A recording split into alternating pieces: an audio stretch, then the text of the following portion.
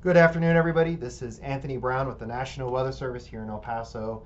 The date is March 1st, 2023, and the time is just after 1:45 in the afternoon. I am here to talk about today and tomorrow's wind event and snow, as well as mention briefly some fire weather concerns. We have a busy weather map this afternoon with red flag warnings. That's fuchsia color right here. These brown colors are wind products.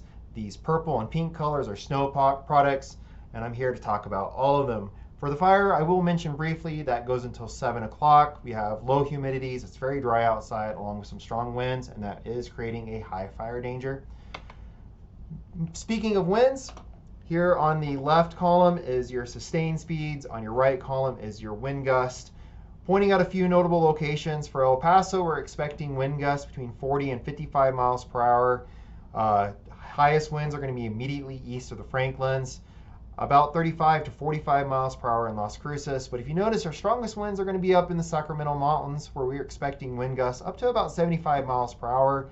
Latest data has come down slightly in our top gust, but still a very windy day for both today and tomorrow.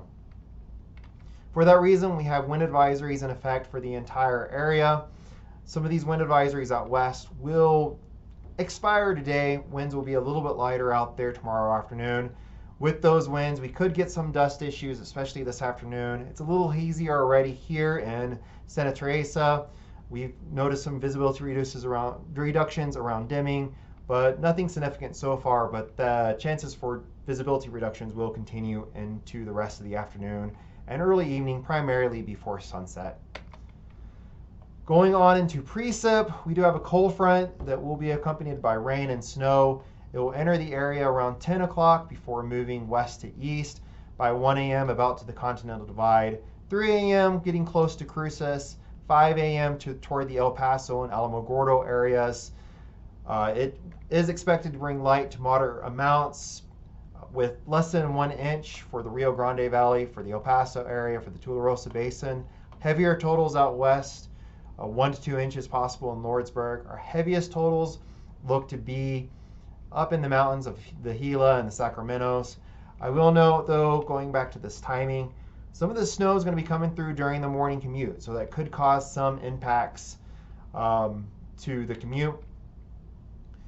Looking over probabilities, there is about a 2 and 3 or 66% chance of measurable snow, which we define as 1/10 of an inch in El Paso. Same with Las Cruces. Obviously, higher totals out west.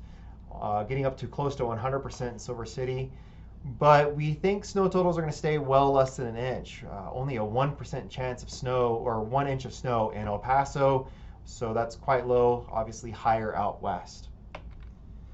For that reason, we have a winter weather advisory in effect for Hidalgo and Grant County.